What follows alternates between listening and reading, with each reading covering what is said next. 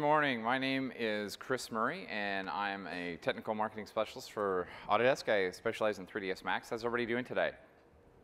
Good. A little bit of pain after all the parties last night? A little bit of pain? All right. Not too bad, right? Okay, well, we're going to be taking a look at 3ds Max 2015 and some new things in here.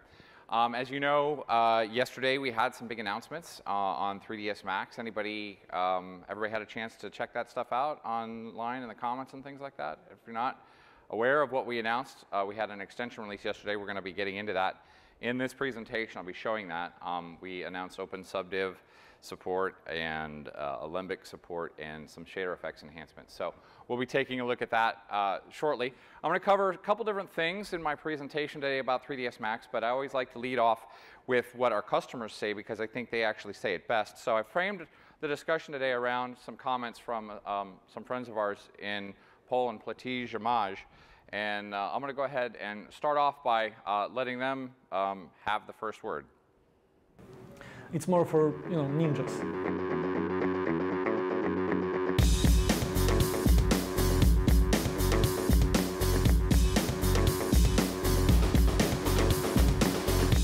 Making layout is still fastest in 3ds Max. It's an easy tool to make changes. It's a very flexible tool. It's also the most friendly for a single user.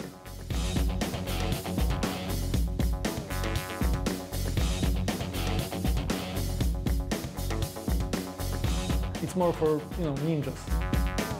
3ds Max has a vast amount of tools. I love that 99% of situations can be solved just by using things from the program. It's more for, ninjas.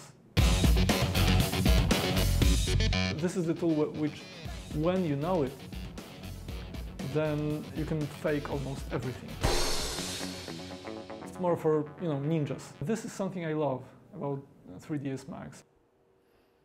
All right, so Tomek says that 3ds Max is for ninjas. So I'm going to show you some ninja tools today. Hopefully you can come out of this presentation with some interesting things that you've learned about Max. I'm going to be covering I'm going to be breaking down what he said into three various parts. So let's just kind of recall the first thing that he said in there.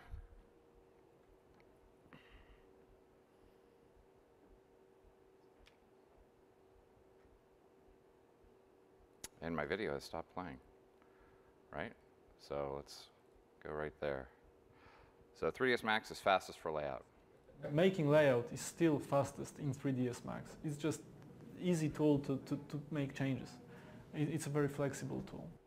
All right, so let's go ahead and take a look at some of the layout tools in 3ds Max. I have a piece of customer content here from our friends at Blue Side Entertainment. This is from their game Kingdom Under Fire. And whether you're doing games or previs or any type of scene that has lots of assets, maybe a broad area, anything that it requires lots of placements of lots of objects, Max has a lot of tools that I think will help you do that. I'm going to take a look at three different tools in this part. One tool has been in here for a while. One tool was introduced in 2012 or 2013. And of course, we have some new features in 2015 in here as well. So the first tool that I'm going to look at is our spacing tool. Now, what I want to do is bring up our asset browser. If you're not aware, Max has an asset browser. It's in the Utilities command panel. And it works just like a web browser, but we can use it to view any type of media that we might want to use in Max. So for example, I can point to a directory and I can filter on all these different types of things. This is nothing new in 3ds Max. This has been here for a while, but I always like to show this because I think sometimes people forget some of these great tools are in there. So I have our asset browser up. I'm going to go ahead and move this out of the way a little bit so we can get some better screen real estate there. And I have a listing of all of these different models that we're going to use to construct this scene with our various layout tools. So I have a bunch of the different buildings. I have buildings of different sizes, houses, tents, all kinds of different things. So I'm going to look for a wall segment here. Let's see if we can find it. There's the wall corner, and let's do a wall gate. Maybe I've actually put it up here. There it is right there, wall segment. So what I can do is I can just click and drag this object right into my Max scene, and I'm going to use the scene material. and we just drop it. I'm going to put it right back there, and let me get out of my camera view and orbit over to right about there. I'm going to set my scene back at frame 0 so that doesn't come back to haunt us later. So I have our object in there, and it's just a really simple object that's going to be used to construct a much larger scene. So a lot of times people or artists will work in this way where they'll construct pieces, parts, and then want to assemble it later. So what we're going to do to distribute this object through our scene is use a tool called the spacing tool. And the spacing tool is a tool that allows us to take any two-dimensional spline and distribute an object across it. And to invoke that tool, I'm going to use a new feature that was new in 2013 called our context-sensitive search. And I just hit the X key on the keyboard. Let me do that again so you can see it. Wherever my cursor is, if I hit the X key, it comes up. And all we have to do is type in the first couple of words of the tool that we want. And this gives us quick access to any of Max's tools so we don't have to be digging through menus to find it. So I'm going to go ahead and choose the spacing tool, and it'll come up right there. And really simple way to use this tool. You have an object in the scene that's selected. You have a two-dimensional path that's in the scene. I've already laid one out around the plateau of this building, or of this village. I'm going to say pick the path. And I pick the path. And it immediately throws it onto the path. I only have a count of 3. I'm going to crank this up to 25 and see what we get. Now you'll notice that the orientation of the object on the path is still aligned to the object as we brought it into the scene. We actually want it to follow the path. So I'll just choose path follow, and it shows up there. And I'll go ahead and increase the number a little bit. And we can control the spacing or the density of these objects. Now obviously we're using a straight piece of wall, and wherever it's going in curving, it's interpenetrating. That's okay. We can either go in and delete those objects later and replace them, or refine the path, or whatever it is that we want to do. A lot of people don't realize that there are a lot of presets with this, and this is kind of a recurring theme in 3ds Max. There's lots of presets that a lot of people don't realize. So over there you can see we have any number of methods of distribution of these objects along the path. We can do them as an end offset or a start offset, divide evenly, any number of choices that we want. We can choose the spacing between the objects. So in this case, with this wall, I want them all bunched up against one another, but maybe if I'm doing something a little bit more defined, you can really drill down to a specific level of precision here. So I'm just going to set this down to a moderate amount, I'll say 30, 31, and I'll apply it. And we've got it in the scene there. So spacing tool, again, it's been around for a while. Not a lot of people remember it, so I always like to include some legacy tools in our presentations. It's kind of like what's old is new again, right? So we have this in here, and that's a quick and easy way to distribute those around our scene. Now we want to take a look at another method of layout, and that's called Object Paint. Object Paint was introduced in 2012 or 2013. I'm going to have to get my version numbers right on that. Actually, I have a quick question, show of hands. Who is on 2015 right now? All right, 2014? Okay, 13? All right, 12? Okay, anybody on 2010? All right, okay, so you might see some things in here that might want you to consider upgrading, because there's some really great tools in here. So I'm going to go ahead and use our Object Paint tool. I'm going to minimize the browser, and I'm going to delete this wall segment because we don't need it anymore, and I'm going to select this tree here. Now what we do is we have this really large open area of forest behind our village that we need to populate with some of these trees, and I'm going to do it in a very organic way. If you look at the kind of the degree of precision that I'm working with here, we started off with the spacing tool. It was very precise, very distinct way to place an object in a scene based on the position of a path. This one is a little bit more organic. So what I'm going to do is open up our graphite modeling tool, and I have the Object Paint tab here. I have our tree selected, and we're going to go over and set up a couple of settings here. So we're just going to want to paint in the scene. And I'm going to want to adjust the spacing. The spacing is essentially how many objects the brush is putting down as you drag it across the scene. Having done this before, I know I'm going to want a pretty large spacing because these are trees and this is a large space. So I'm going to do 1,500 units, and I'll go ahead and just turn on the paintbrush tool. And with the tree selected, you can see I can just start painting in the scene. Really quick, easy, organic method, organic way to do that. Now if we look in here, obviously the trees are kind of pointing out the wrong direction. That's not really going to help us too much. And not only that, they're the same size. There's not a lot of variation, and so it's very distracting to the eye, and we want to adjust that. Very easy to do with this layout tool.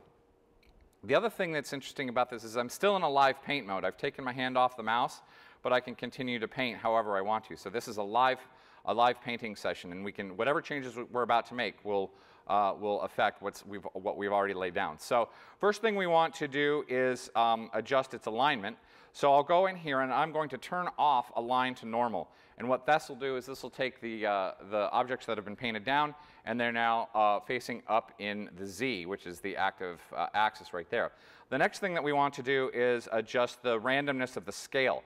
Right now it's set to even. We can do ramp where it'll go from small to large, or in this case we want to go random. And what this allows us to do is take any number of settings. Right now it's between 20% and 200%. I could change this down to 5%, and we can get saplings in there. So a very quick and easy way to do that. Once we have these settings, again, it's still a live brush. I'm navigating in my scene. I can paint some more up here now that I've got what I want. I can paint over here. Maybe we want to introduce, maybe since this was a clearing for the village, we want, younger growth up front, so we can go 5 to 50 per, oh, it's still a live brush. Let's learn from my own comment there. We'll go ahead and commit those to the scene just by hitting the checkbox, the check sign there, but now I can continue to paint. So I'll paint some more down here, and this is where I'll change the size of those, so we'll bring those 5 to 50. Let's do 5 to 50. There we go. And so now we're painting a much, a lot smaller trees. So a really easy and flexible way to work with scene layout in your, with objects in your scene. So we looked at spacing tool. We've looked at object paint. I want to talk a little bit more about object paint in terms of what we can do for design or previs. So I have our village here. I want to actually grab, I'm going to cancel that, and I'm going to turn off paint mode, so I'm no longer in paint mode. And I'm going to select a couple of these buildings here. I'll select this, I'll select this, I'll select this building, and maybe I'll do a couple more. So the layout here is pretty boring, all right? The director's like, you know what, they didn't build houses that regularly spaced back in this time. We want something that's a little more organic, a little more edgy, definitely a little bit more appealing to the eye, less symmetric. So we're going to use object paint to do that as well. So I have our tool here. We're going to go ahead and turn on scene. We want to paint in the scene. We can leave our alignment and everything else the same. I'm going to set our random our scale back to even because we don't want buildings of different sizes in this case. But I do want to turn on one other feature that's a little bit interesting, and that is the ability to paint on painted objects. Okay, so as the brush moves across an object that's just been thrown down by the paintbrush, it's actually going to paint, it has the ability to then become part of the scene that is painted on top of that. And the other thing that we want to do is, since we have multiple objects selected, unlike the tree, which was one object, now we have multiple objects selected. I want to go in and I want to use all of these objects, but I want to use them randomly. So now it'll basically use the series of objects that I have selected and randomly pull from them in the paintbrush. So now when I paint, I can just start dragging these around in here, and I can paint on top of the other objects. And I think my recording system there is giving me some extra bounding boxes, but that's okay. We can still see what's going on.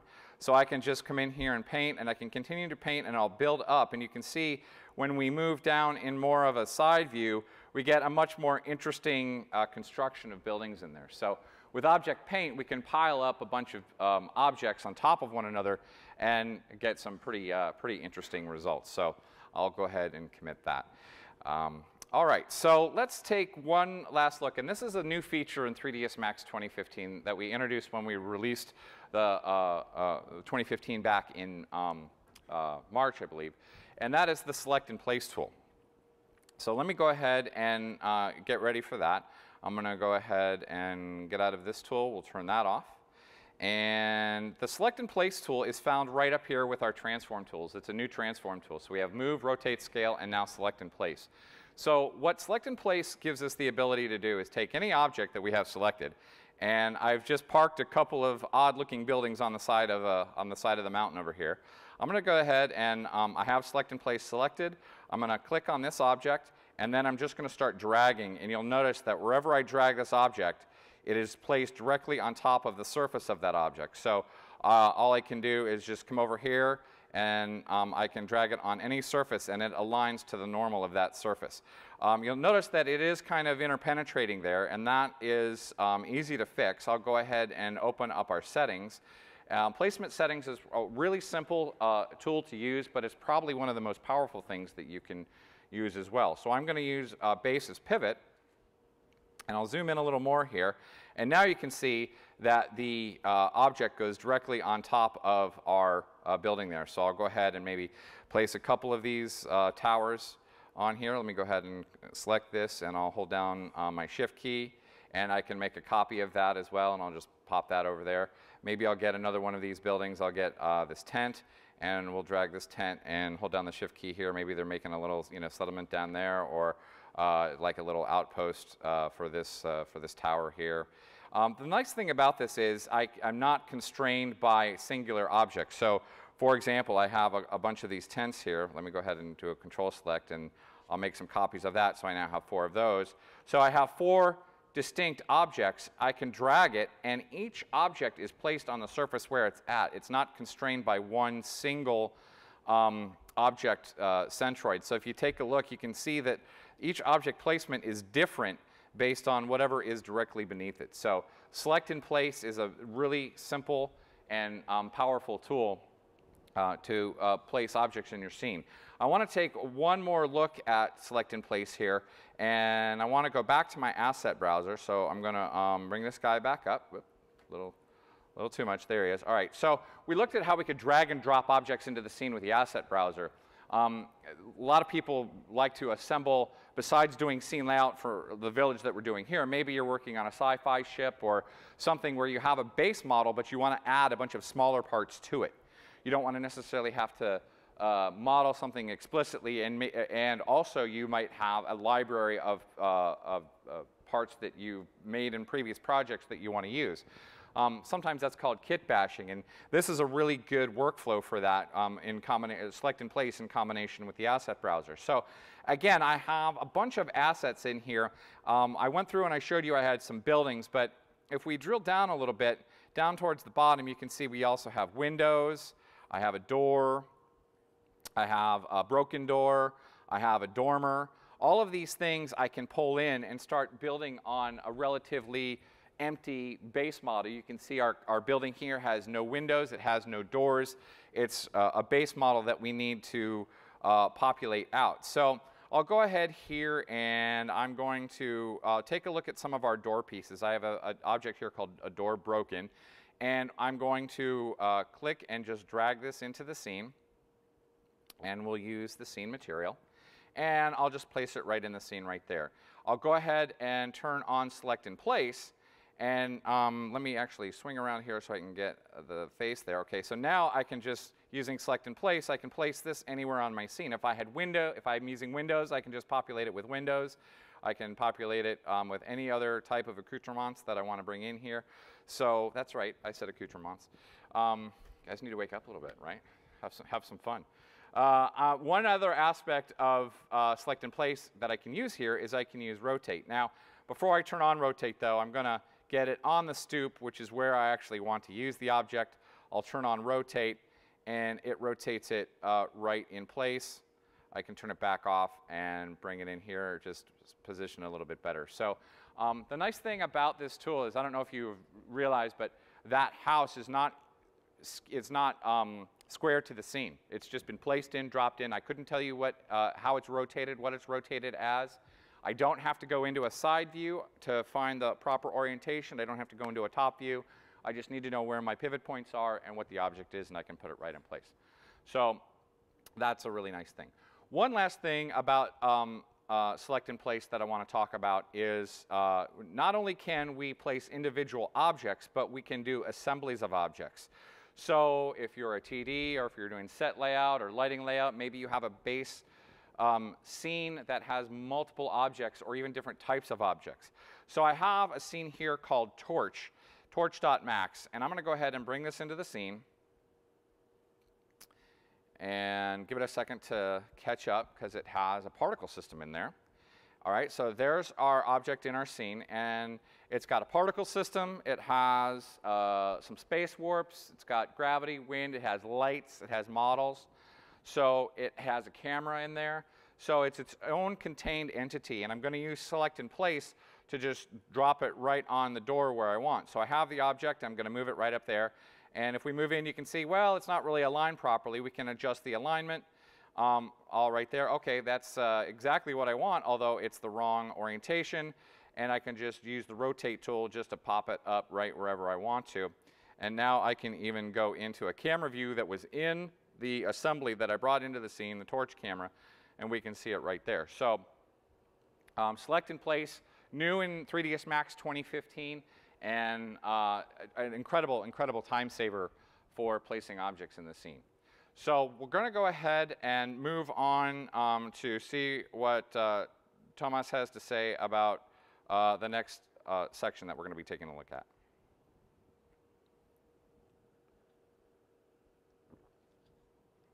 It's a great software if you are a single artist or you are working in a small team and you have to fix something very quickly. It's an amazing thing for, especially when you are working in commercials. Okay, so this is a shot not from Platija Maj. This shot is from our friends at Post Panic in the Netherlands. They did a shot for MTV Europe. And this shot is 3ds Max. It's a live action shot. So the stuff that's live action in this shot is the guy, and that's all CG. And the backplate there, oops, I accidentally hit back. Got to go right there. So let's jump back into there. Okay.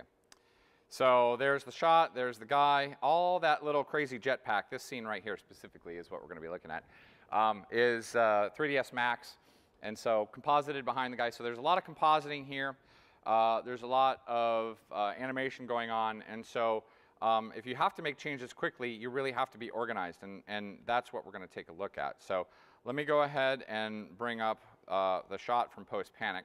I want to say, first of all, I just want to take an opportunity to say thanks to our friends at HP. I'm using an HP A20 on this with a Quadro. The new NVIDIA announced some new cards today, or yesterday, the Quadro K5200. So we're very fortunate to be using that. And also Fusion IO. We have one of their Fusion IO FX 420s in here. And the reason I mention this here is because when you're working with a lot of footage and you're doing a lot of file IO, having something like you know, a solid state or a Fusion IO drive is really going to speed that workflow up. So anyways, back to making changes. So we have some new things in 3ds Max 2015 that are specifically designed to help you make changes quickly. One of the key to being quick in 3ds Max is being organized. So in 2015, we've announced a new layer manager, Scene Explorer. What we've done is we've taken the experience of the Scene Explorer and the experience of the layer manager, and we've mashed it into one tool with a lot more capability. So I have the Scene Explorer open, and you invoke it by opening up the layer manager. And I think as this tool kind of gains ground, it's going to be called Layer Manager or Scene Explorer or both. I think eventually it'll probably land on Scene Explorer, but we'll see. So I have my Scene Explorer here. I'm currently in layer mode. I can actually switch this around between layer and hierarchy mode within the same window. So it's really nice. It just depends on how I'm working. If I want to see all the objects in the scene, I can work in hierarchy mode. If I want to see all the layers in the scene, I can work in layer mode, and I don't have to have two dialog boxes open in my viewport. I'm in hierarchy mode right now. You can see it's all a nested out, like an outliner type of deal. I can expand it, take a look at all of my objects. It comes with a several amount. Let me start that sentence over. It comes with several presets. So I had shown you presets before with the spacing tool. We come with some presets that you can get started with if you're doing a specific type of task at your studio. Maybe you're a light designer, maybe you're doing Mass Effects, or you're kind of a generalist. So if we look at the Light Explorer, you can see changing over to this template redefines what the Scene Explorer is showing you in terms of columns. You still see all of the objects that are lights, but it also gives you the pertinent information relative to your job as a lighter. If we go in here and I'll pull up just a general properties explorer, maybe you're doing a lot of visibility, rendering settings, those types of things. So you can get a lot of different types of controls within each Scene Explorer. And the nice thing about this is whatever Scene Explorer you set up saves with the Max file. So you don't have to redo it when you come back to that project. Additionally, if one of the presets maybe only gets you, 50, 75% of the way, you can actually customize all of these Scene Explorers to your heart's content. I mean, there's like a gajillion settings there that you could pull from and develop your own custom Scene Explorer that goes with you. So it's really nice. The other thing that I really like, and a lot of people may be like, "Wow, I can't really believe you're that excited about it." I'm thrilled about this. Is the fact that I can dock it. I can now dock it and have it in my scene the entire time. I don't have to have it floating. I don't have to be fighting with screen real estate. I can just leave it right there, and it's also resizable, which is huge for me. The other thing I really like, and this is really nice, is that I can have multiple Scene Explorers open, and I can have multiple Scene Explorers docked. So if in this Scene Explorer I'm working in hierarchy mode, and this Scene Explorer I can be working in layer mode. And so I can have the best of both worlds. I can work with my layers, or I can work with my explicit objects. The other nice thing that's really nice about this is that it's drag and drop capable. So if I want to, I can drag my objects, and I can just do drag and drop hierarchies. And then additionally, if I want to, I can drag and drop between the different different explorers. So I'll grab this, and if maybe I want to move it over onto this layer over here, and I drop it into the scene there. So interactive between the two Scene Explorers, a really nice thing that I really like. One last thing about these, the Scene Explorers also come with their own quad menus, so you don't have to dig down to do things with explicit objects. For example, if you're only working in one Scene Explorer or the other, you just right-click and say, I want to add the selected to, and then you can actually create a new group from right there. You can actually create a new layer from right there. You don't have to dive into some other menu to create the layer and then do other actions to move the objects over. If you say, these are the objects, I want them on this layer, do it, boom, it's done. So really nice. The other thing that's new in 2015 is we have some new things in state sets for our compositing tools. And state sets has been around since 2012, I believe. And what it is it's like a scene recorder. It records specific binary aspects of your scene, buttons that are on or off, materials that are on or off objects. A lot of people use state sets two ways. They use it either as a render pass manager for different types of rendering passes, or they also use it for scene management, because depending on state, you can have objects on and off in your scene. So we have a bunch of states here that we got from Post-Panic, but I'm only going to be taking a look at a couple of them. The first thing this is these are render passes, right? So there's 4 different render passes. There's a beauty pass, there's an AO pass here. Looks like there's a masking pass, and then just a base default pass as well. The thing that's new about 2015 is the implementation of a token system, token naming system. So down here on our output paths, you'll see we have some things called state name and statename.exr. And so we have tokens. This is really useful for quick iteration of your rendering. So if you have a bunch of states that you want to render, and you want to do a bunch of iterations, you don't have to go back into the Windows File Manager or Windows Explorer and create directory structure and create all of this extra stuff just to do a separate render pass.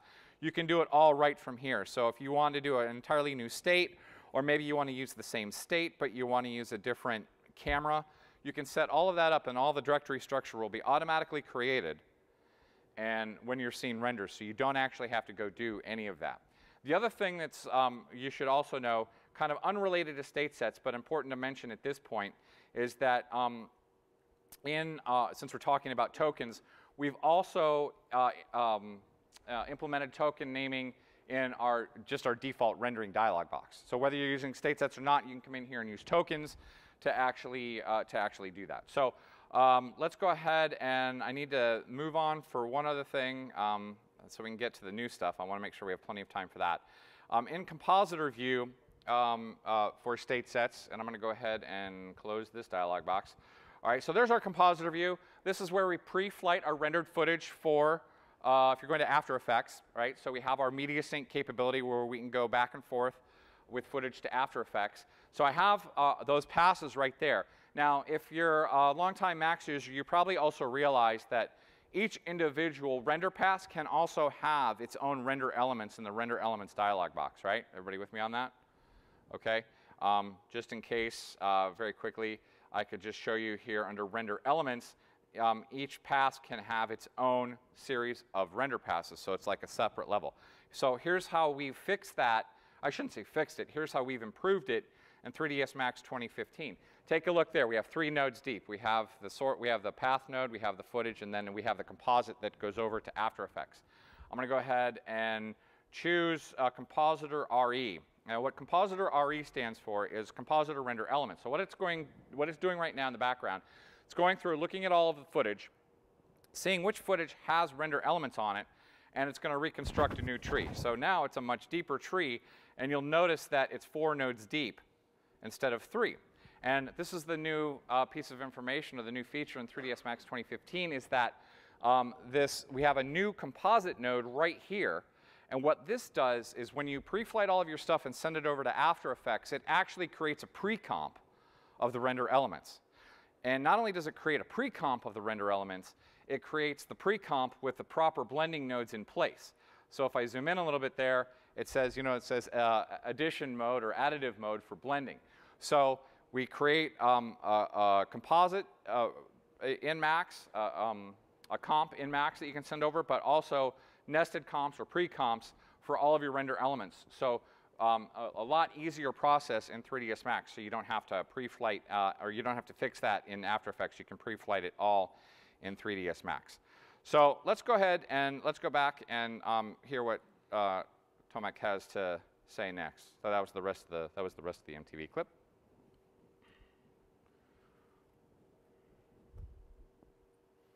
It's a really nice program for faking things, and I really think that faking is a key of filmmaking. This is the tool which, when you know it, then you can fake almost everything. You can fake almost everything, and that's a really good segue because we've introduced a couple of new tools today or yesterday, Open Subdiv being one of them, and that's a tool about essentially faking the topology of your models. So again, we've announced our extension release, and it's now available to subscription customers. Oops, let me pause my thing there. Let me just drop back to that slide real quick. All right, so it's now available to subscription customers, so autodesk.com/subscription, and I'm just not getting a break from my media player here, but I can tell you all about it. Autodesk subscription customers available today, download today, and part of it, these are the main things that we've brought to the extension release, is subdivision surface modifier, from using technology license or the open source libraries from Pixar and Microsoft. We have a new crease set modifier, which I'm going to show you the first 2 things here. We have the new crease set explorer, which after you see what crease sets are, you'll have a better idea what that's about. We also support Alembic. We can now import and export Alembic, which improves pipeline workflows. I think those 2 things are huge ones. I know the Open Subdiv was the #1 user voice request from our users after we had already done the #1 user voice request, which was Quad Chamfer, that was released with 3ds Max 2015. So Eddie and his team are really on a roll. And of course, enhanced shader effects.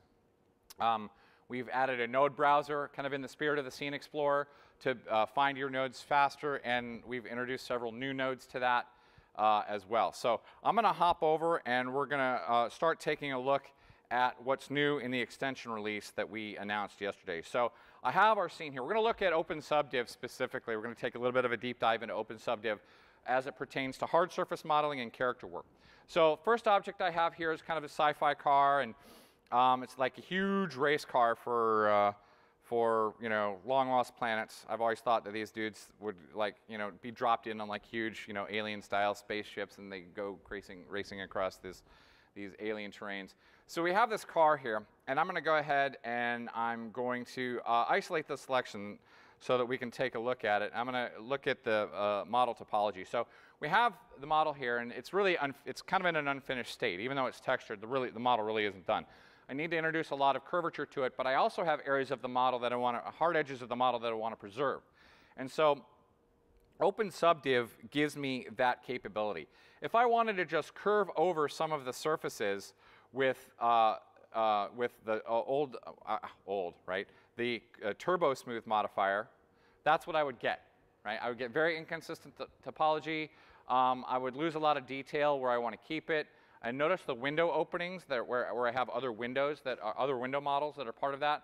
Those, all of those kind of get mashed up, right? So if I come in here, and I really need to maintain edge control over how those work. So I'm going to go ahead, and if I open up, or if I add the Open Subdiv modifier, we get very similar controls, okay? Notice that my windows still get a little mushed up, and my light well here, it's all mushy as well. This is where the crease set modifier comes in. So before we add the crease set modifier, let me just bring to your attention a couple of things that I've selected in the subobject component of the model. So I have the light wells right there, so those edges are selected. Those are the edges that I want to preserve as hard edges. I don't want those to be mushy and soft. I want those to be nice and tight edges. I also have the windows back over here that I want to preserve as hard edges as well. But everything else I want to smooth over. All right, I want to have a nice smooth topology to that. So I'm going to go ahead and I'm going to add the crease set modifier, and then I'm going to add the Open Subdiv modifier on top of it. And this is how we've implemented Open Subdiv in Max. It's you can use Open Subdiv by itself. I'm going to show you a reason why you would want to do that in a few minutes. But with the crease set modifier and the Open Subdiv modifier together, you get a deeper level of control over how you want to maintain edge hardness. So I'll go back into the crease set modifier, and if I do nothing else, all right, forget the fact that I have subobject presets or subobject selection sets on the model beneath it. If I just go in here and I just want to go into edge mode, I can select any edges based on a face angle. So if I say I have 90 degrees, you know, plus or minus 5, and I say select, you can see, okay, I get a couple of edges there. But let's increase the tolerance a little bit. We'll do 20. Okay, that's a little bit, and say select. There we go. You can see the selection grows. Okay, that's a little bit better. I'm starting to get the light wells in there. I've used this before, for example, on the big tires that are on this thing. They're like big, huge Terex tires, and I want to round over the treads. I don't want to have to go in and select each tread at the subobject level. So I can just say select those by an angle and just Open Subdiv those. So I've got that selected, but and then so with Open Subdiv on, I can increase the topology there, and then I can, you know, take those edges that I've selected and turn them into what's called a crease set. So we have crease set, and now I can control the strength of that. So it's the crease set modifier kind of reminds me of the morpher modifier, in that if you have these edge channels or vertex channels, that's how you control the strength, a lot like a morpher modifier. So I have those in there, but I'm actually going to want to take advantage of the selection set. So I'm going to right click, and I'm going to go ahead and I'm going to delete that edge set or that crease set from the modifier. I'm going to get out of subobject mode so I don't have anything selected. And let's go ahead and open up my options dialog so we can auto-generate crease sets based on the subobject selections below the modifier. So I'll just say auto-generate. It'll create 3 crease sets. Do you want to continue? And I say, heck yeah. So I have the vertex. I had some vertices selected I didn't show you, but I'll come back to that in a second. So vertices and a couple of edges in there, and it sets them up. And so I'll just go ahead and select this. And actually, I don't actually have to select it, but I like to provide feedback there. So now you can see that I can dial in the hardness of the edge, but still get the rest of the Open Subdiv subdivision iterations on the rest of the model. the advantage to this is that if you didn't have crease set or open subdiv, the only way you could do this is with turbo smooth, and you'd have to have extra geometry loops around the edges there to maintain that definition, so it didn't become all mushy when you put turbo smooth on there. So although I love turbo smooth, I probably think it's going to be a tool that is increasingly in my rearview mirror. All right, let's go to the vertices here. So I have open subdiv on, and it's one thing to want to maintain the creases or hard edges on a topology. What about when you have an opening, like a border? Okay, so here we want to use vertices for that. So if I right-click on this, and I'm going to say, actually, let me adjust the settings here. So you can see I've got one window. Oops, I went down. There's one window right there. I'll crank this up. All right. So I've got one window that's, that came over in the selection set, but I need to fix these other ones. No problem at all. I'm going to go ahead and go into vertex subobject mode. And you can see it gives you the orange cage of the underlying model. And I can just select these vertices. I can right-click and say Add to Selection Set. And then those vertices are then pulled back into place with the crease strength. And I can just go ahead and do this for all of the windows that I would want to take advantage of that for. So again, open subdiv and crease set. Going to change the way I work, and this is just modeling. All right. What about animation? How does it work with animation, and specifically character animation? Huge, huge, huge advantages there. What I'm going to do is I'm going to get out of this, and I'm going to back out of the scene a little bit. I'm going to exit isolation mode, and I'm going to turn off this scene. And I want to use a piece of customer content from our friends at Keyframe Digital. They're working on a children's short called Peggy's Little Harbor, and I want to thank them for allowing us to show their great work and talk about open subdiv at the same time. So this is the set that they're working on, and since it's a kid's cartoony type set, you'll notice that you know, it's kind of, it's like not really high definition data, but you do want like defined edges and areas, so you want to take advantage of that. So they have a couple of characters in this show that are dogs. One of the characters is a dog, I should say. So I'm going to zoom in here. So here are the dogs that are in the scene. Now, what I've done is, it's actually one dog. I've duplicated the model.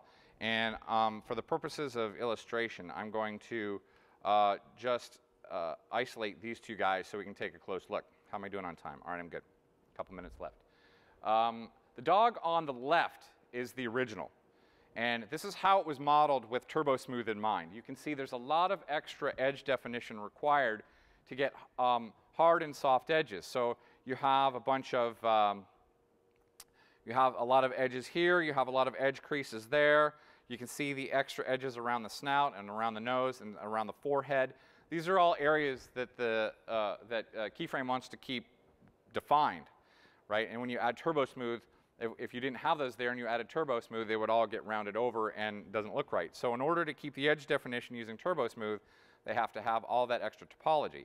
Here is the one that is open subdiv ready.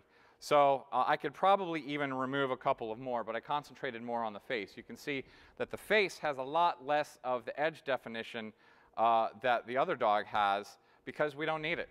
We don't need that geometry with open subdiv. So all we have to do is just have enough geometry to build out the volume that we want to work on, and then we can let crease set and open subdiv do the rest. So if I go in here, you can see I already have the crease set and open subdiv modifier there.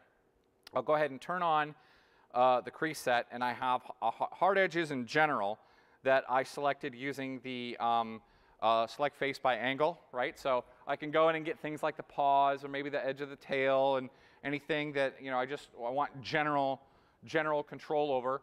But I also have the head in there. So we'll turn on open subdiv, and you can see that the dog smooths over, but we have nice definition in the head there. So if I go ahead and crank this down, I'll bring this, you know, back down to 0, and you can see the head kind of smooths over.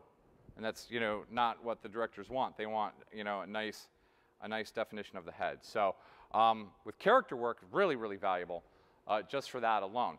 One other thing I didn't mention, but I'll mention now, is that we have a relative adjustment. So let's say you have all of these different crease sets that have different edge weights. You can then the director comes in and says, well, it's good, but I need everything a little bit tighter, right? You don't want to have to go in and touch all of the crease set, whatever. So you can go in here and do a relative adjust, or you could open the Crease Explorer, which works like a Scene Explorer, but notice it gives you crease values here, so you can see all of the notice, by the way, I'm working on the dog, but notice it has all of my crease sets from my car and all this other stuff. So you can have access to that and adjust it all globally or locally. All right, so we're almost done. I want to finish up with one more thing here. I'm going to end isolate mode, and I want to talk about this little guy right here. So this is the actual character, all right? Now, this, let me go ahead and isolate this guy. I haven't changed anything on this. This is straight from the client. This is their little animated dog, and let me go back to a user view so I can zoom out a little bit. Let's go ahead and play this guy. So this is their turbo smooth dog, right? Running around, jumping in the scene, nothing going on.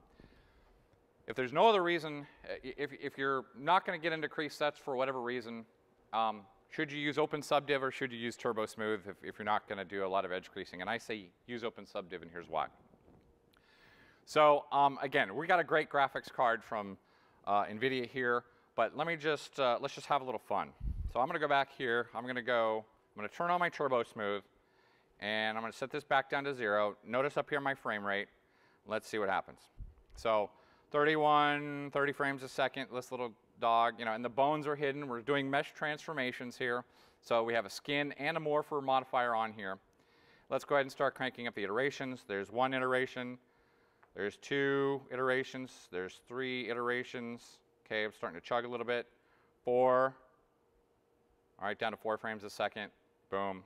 Okay. Now, not that you would want 5 iterations on everything in your scene, but I think the point is that we've cranked up the topology of the model enough that it's really unusable as an animator. Okay, you really wouldn't want to use that as an animator. So I'll go ahead and press stop here. And I'm going to go ahead and turn off the Turbo Smooth. And I'm just going to add an Open Subdiv. I'm not going to add a crease set. I'm not going to do any other crease weighting or anything like that. I have Open Subdiv here. And I'm going to do basically the same thing. So I'll go ahead and press play. And all right, so it's playing around 10 frames a second. That's frankly not better than Turbo Smooth. There's two iterations. Now he's really cranking down. All right, I thought this was supposed to be a new feature. I thought this was supposed to be an improvement, but this doesn't appear to be that way until you click this little guy that says GPU display. What this does is this offloads all of the subdivision information to the GPU, and now we are flying. All right, I'm back up to 30 frames a second with 2 iterations. 30 frames a second with 3 iterations.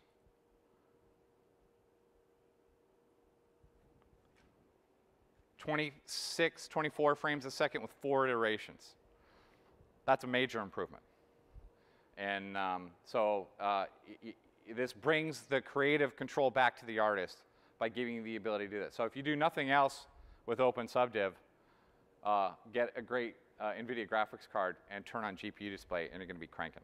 So, and that's Open Subdiv. So hopefully you guys like that. Wow, I thought I would have gotten applause off of that one. All right, so let's go ahead and just wrap things up here. I'm going to hop ahead. Let's see, hop over that. We've already done that. We already talked about that. So, all right, so yeah, we're at the end. I want to thank you guys for your time. I'm going to play one more little customer clip from you guys, but thank you for your time. I hope you've enjoyed seeing Open Subdiv and 3ds Max 2015. Connect with me on Twitter and ask me questions, or shoot me pictures from SIGGRAPH. That'd be great. And I just want to hear what our friends at Corgan Media Lab have to 3ds Max fits well within our studio because it allows us to work on a variety of project types and project sizes. So it's like a Swiss Army knife. Our studio is all about storytelling in a creative way, and 3ds Max allows us to do that in a way that no other program does.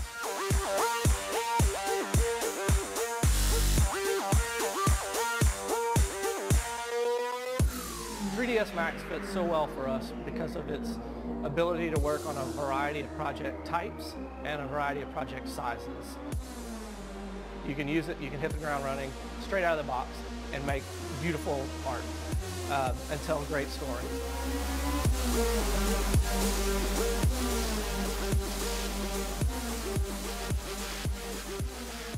For us, anything that's 3D runs through 3ds Max. All right, everyone, thanks a lot. Have a great day.